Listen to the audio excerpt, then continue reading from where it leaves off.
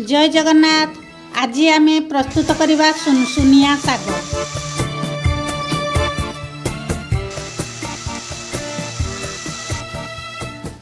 सुनसुनिया साग को प्रथम संग्रह करनेबा।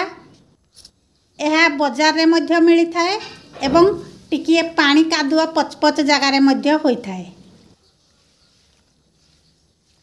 साग को प्रथमे भल भाव धोई नेबा।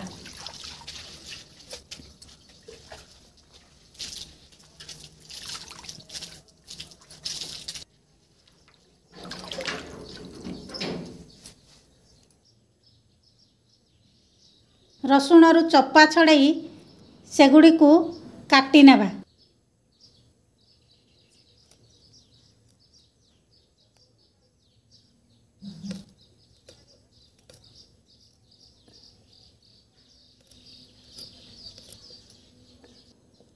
कंचा लंका को मध्य काटी नेबा।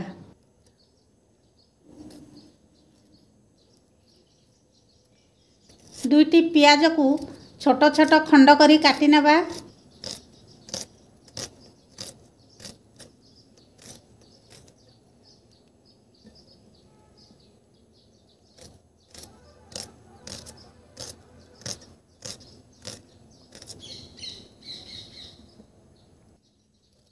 साग कम थिबारु किछि बोइताळु बा कखारु को छोट छोट खंड करी काटी नेबा। आपण चाहिले खाली पियाज देई सुनसुनिया साग को मध्य भाजी पारिबे। डाली देई कि मध्य सुनसुनिया साग को करि पारिबे।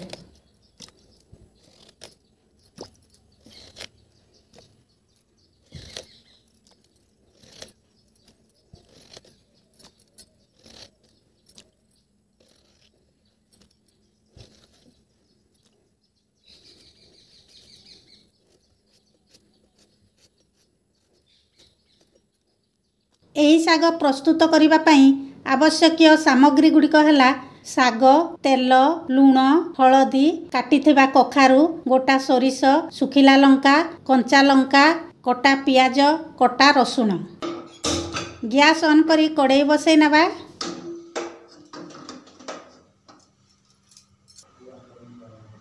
कड़ाई गरम होला परे सेथिरे तेल पकई नेबा।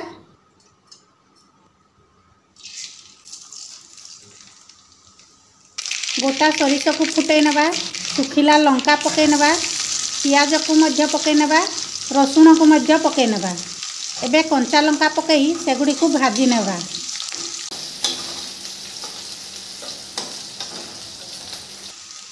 पियाज रसुण भाजी हो गला परे सेथिरे कटा कखारु एवं हलदी देई ताकू भाजी नेबा।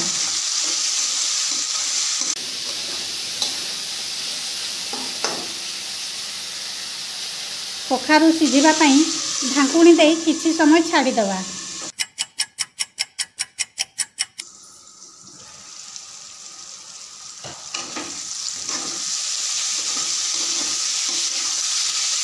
कखारु आमर सिझी गलानी।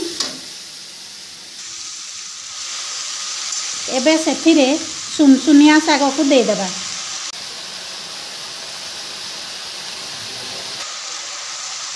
एबे सेगुड़ी को टिकिए गोलई नेबा।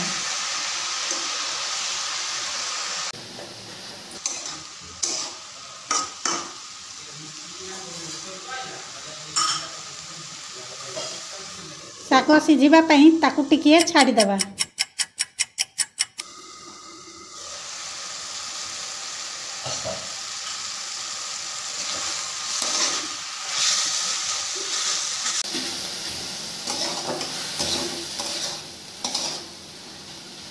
एबे आमर प्रस्तुत हो गला सुनसुनिया साग।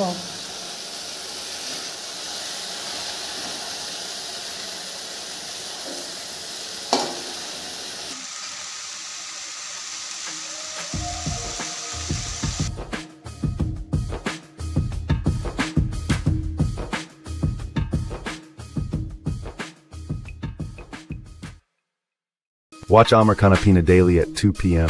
only on Amarcana Pina YouTube channel.